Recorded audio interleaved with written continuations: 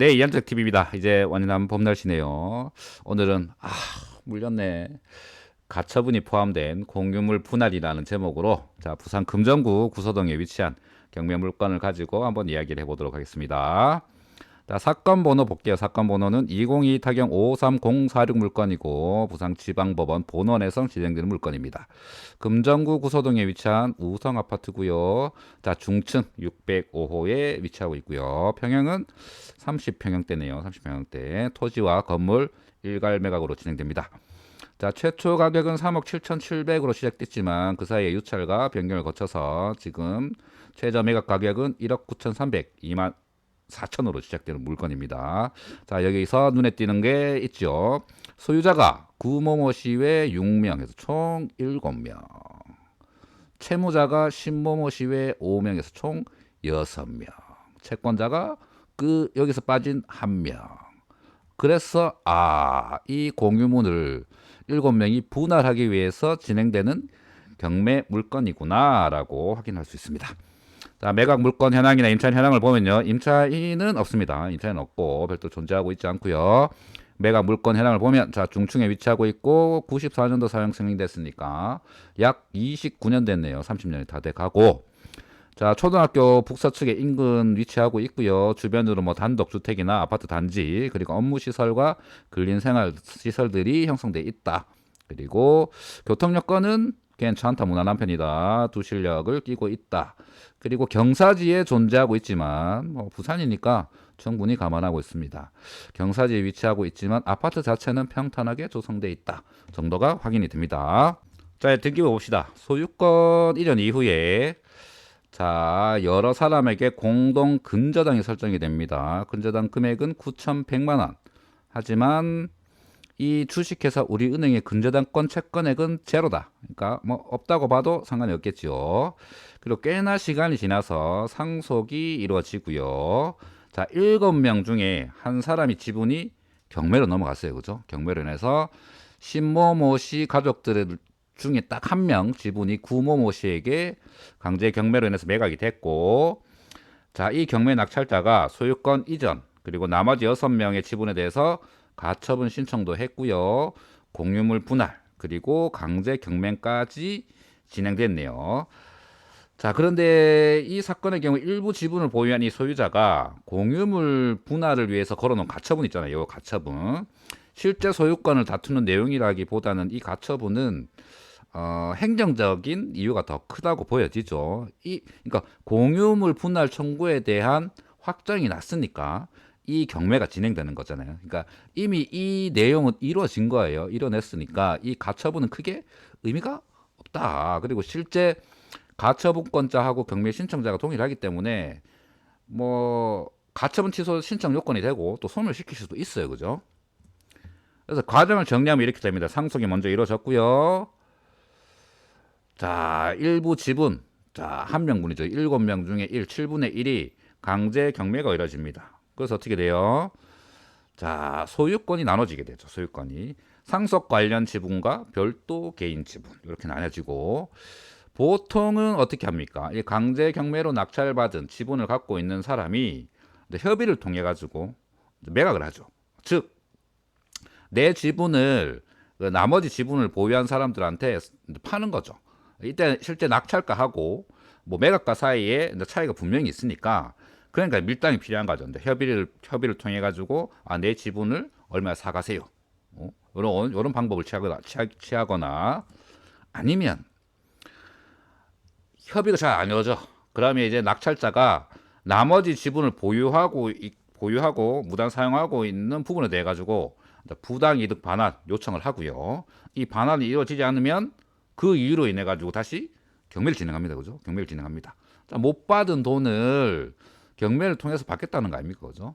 이 경우는 강제 경매로 지분을 갖고 있는 사람이 자기 지분을 파는 게 아니라 오히려 내 지분 말고 나머지 지분을 내가 또다시 경매로 해서 낙찰받겠다라는 방법을 또 취할 수도 있죠.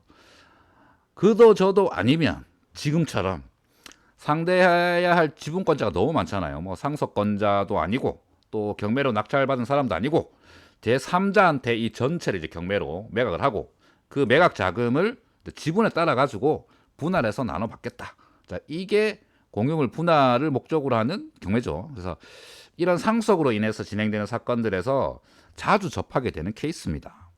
그런데 지금 경매 요청하는 사람을 보면 시간이 많이 걸리는 뭐 협의를 통한 매각이나 부당이득 반환을 이유로 한 경매라는 과정을 밟지 않고 낙찰 이후에 바로 가처분하고 공유물 분할 청구를 진행을 합니다. 내용을 보면 되죠. 실제 과거 사건이잖아요. 과거 경매 사건인 2021 타경 52374 사건을 보면 9월 17일 날 낙찰을 받습니다. 29,800원으로 낙찰을 받고 자, 일주일 뒤인 9월 24일 날 매각 결정이 났고요. 대금 납부를 바로 합니다. 10월 5일 날. 10월 5일 날 대금 납부를 바로 하고 자, 10월 12일 날 뭐래요? 이제 소유권 이전 완료를 하죠. 소유권 이전 완료하고 10월 22일 날 공유물 분할 청구 소송 그리고 그에 따른 가처분까지 진행을 시켜 놓습니다. 그러니까 공유물 분할 청구가 인정이 됐으니까 지금 이 경매가 진행되는 거고요. 그러니까 낙찰 받자마자 이분 같은 경우에는 앞선 여러 가지 방법들이 있지만 공유물 분할을 통해 가지고 출구 전략으로 삼겠다라고 그렇게 잡아놨던 거죠. 그런데 실제 등기를 때 보면 뭐 잡혀있던 가처분이 지금 말소된 상태입니다. 지금 뭐 안 그래도 지금 부동산 경기가 안 좋아가지고 가격이 많이 떨어졌는데 자꾸 유찰되면 손해잖아요. 뭐 나눠 갖는 뭐 가져갈 돈이 점점 줄은 거니까요. 뭐 등기부 등본상에 저런 가처분이 붙어 있으면 누가 선뜻 달라들겠습니까? 그래서 경매 정보지에 이제 올라오는 뭐 등기 내용도 내용이지만 이런 등기 정보를 뭐 실시간으로 업데이트 해주는 건 아니니까요. 이렇게 막상 입찰 전에 다시금 이렇게 부동산 등기부 등본을 떼보는 것도 한 방법입니다. 그래서 요약을 하면 일단 붙어 있는 가처분은 어차피 큰 대세에 영향이 없었던 거지만 소멸됐고요. 심플하게 지분권자들이 이번 경매를 통해서 자기 지분만큼을 받고 빠지겠다. 진짜 심플해진 거죠. 이런 경우에는 명도도 수월하게 진행이 되고요. 다만 조금 안타까운 거는 앞서서 이 지분 경매 낙찰가가 29,800원이었는데 지금 최저 가격을 7분의 1로 나눠도 2,757만 4,857원밖에 안 됩니다. 그러면 단단히 물린 거죠. 이제 빨리빨리 지분 확보해가지고 공유물 분할로 털고 이익을 얻었어야 되는데 이게 뭐 거의 반토막 나버린 거니까요. 그죠? 그러니까 부동산이 좋을 때야 내가 낙찰받은 지분을 나머지 지분 가지고 있는 사람한테 팔기도 좋아요. 사람들은 손해 안 보려고 하잖아요. 아니면 이렇게 공유물 분할로 진행을 해도 경매가 빨리 낙찰될 거고요. 차익도 빨리 얻게 되겠죠. 근데 지금처럼 상황이 반대로 되면 뭐 제대로 이제 물리게 되는 상황이 이제 생기기도 하는 거죠. 지금처럼. 시세락 위치도 한번 봅시다. 최근 실거래가가 2억 8천 정도, 2억 8천 정도 하네요. 자, 위치는 괜찮은 것 같은데, 자, 한번 봅시다. 자, 일단 두 실력이 확인이 됩니다. 그죠? 두 실력이 확인이 되고, 자, 이 편한 남산 분양이 2023년 11월 달에 있네요. 그리고 주변에 재건축 진행 단지들이 확인이 됩니다. 대부분 역주변이네요. 이렇게 재건축 뺑 돌면서 확인이 됩니다. 이렇게 역주변 뭐 신축 단지나 이렇게 재건축 단지들보다는 좀 떨어지긴 하겠네요. 그죠? 다음으로도 보면 자, 두실 초등학교, 구서 초등학교들 바로 옆에 붙어 있는 거 확인되고, 자, 이마트는 여기 한 정거장 더 밑에 있습니다. 그러니까 지하철로 한 코스 정도 거리에 있고요. 그럼에도 뭐 주변에 이렇게 상권들은 주변으로 다 형성돼 있다라는 내용 확인되고, 그리고 학군지이긴 합니다만 이 학군지를 제대로 등에 업은 단지가 이 단지다 라고까지는 말하기는 좀 힘들죠. 자, 왜 그러냐면 자, 2022년 학군지 순위에서 보면 탑3에 들어갑니다. 부산 금정구 구서동 탑3에 들어가요. 우리나라 학군지 순위 중에 금정구 구서동. 오, 그래? 실제로 봐도 그래요. 자, 금정구 안에 가장 많은 학원 수를 가지고 있는 것도 구서동이고, 뭐 특목고 진학이나 뭐 서울대 의대 합격생이 많은 지역도 이곳입니다. 이곳. 자, 위치는 대충 확인을 했고, 그러면 이제 아파트 내부를 좀 확인을 해야 될 건데, 그죠? 네이버 부동산을 한번 좀 봅시다. 부동산 갤러리를 제가 잠깐 찾고, 자, 봅시다. 자, 이렇게 생겼네요. 전형적인 한 30년 전 30평대 아파트 모습을 하고 있는 것 같습니다. 요 입구 들어와서 보통 여기 중문을 설치하죠. 중문 설치하고 발코니는 좀 확장을 해야 좀 넓어 보이겠네요. 발코니를 확장 안 하면 조금 좁다는 느낌. 큰 방 있고 큰 방에 딸린 세면, 그다음 변기 있고요.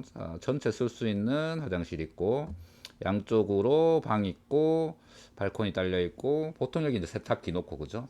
뒷베란다 이렇게 형성되어 있는 주방 있고, 확장은 해줘야 좀 넓게 쓰겠다라는 생각이 들고, 화장실은 왠지 그 있잖아, 이렇게 문 열고 들어가면 세면대랑 저기 화장실 변기 그 뚜껑이 이제 연결되어 있는 그 위에 거울이 이렇게 붙어 있고, 전형적인 그런 형태의 화장실의 모습을 예측하고 있는데, 모르죠. 또 안에 어떻게 고쳐놨을지 리모델링을 했을지 알 수 없지만, 뭐 요 상태라고 한다 그러면 조금 좁은 느낌이 있어서 좀 확장은 좀 필요하겠나 하지 않겠나 라는 이런 생각이 들고요.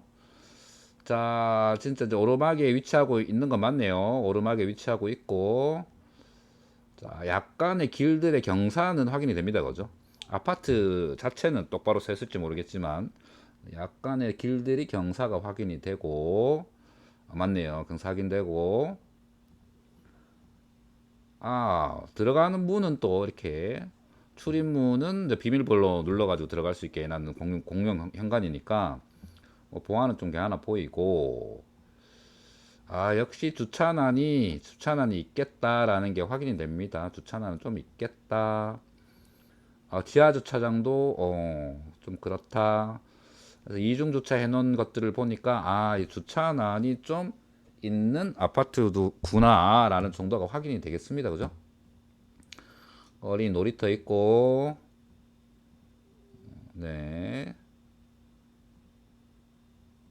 어린이집도 있네요. 어린이집도 붙어 있고, 의료 수거함이라든지 이런 부분들까지 자 내용이 이제 확인이 됩니다. 뭐 주변에 교통 여건 괜찮다고 그랬으니까 바로 앞에 버스 정류장도 있고, 그다음에 지하철역도 그렇게 멀지 않은 곳에 있다라는 게 확인이 되네요. 위치나 내부 상황은 어느 정도 확인을 했으니까 구소동과 해당 아파트의 부동산 흐름은 어떤지 또 한번 봐야 되겠죠. 자, 구소동의 매매와 전세 흐름입니다. 자, 매매 같은 경우 가격 하락하고 있는 거 확인되고, 매물도 줄어들고 있는 거 확인되는데, 전세 같은 경우에는 가격의 하락의 깊이가 매매에 비해서 상당하다라는 게 확인이 됩니다. 같이 매물 줄어들고 있는 내용은 공통적으로 확인이 되고요. 자, 그러면 아파트 한번 들어가 봅시다. 아까 그림에서 본 것처럼 주차 비율이 0.46. 야, 한 집에 뭐 반대도 안 돼? 뭐 그런 상황입니다. 일단 주차가 빡십니다. 한 50개 정도의 지금 물건이 나와 있고요. 매매 관련돼 가지고. 자, 물건 해당되는 평형이 제일 많긴 합니다. 32건. 그리고 지난 가격의 흐름을 보면 지금 최저 가격이 얼마였죠? 1억 9,300이었죠? 1억 9,300이었는데 1억 9,300 정도면 요 2억일 때 얘기하지 않습니까? 2억일 때는 약 요때니까 2012년도 혹은 우리 급하게 올라왔던 그 전에 2019년도 요 정도의 가격대가 되겠네요. 다만 2017년도부터 2019년도까지 가격은 하락하고 있었다 정도를 참고하시면 될 것 같고, 그리고 전세 실거래를 보면 아무리 1층이지만 지금 한 1억 5천까지 실제 거래가 있었다. 1억 5천까지. 그래서 주변 신축이나 재건축 해당 단지들이 밀릴 수밖에 없는 상황인 건 맞아 보입니다.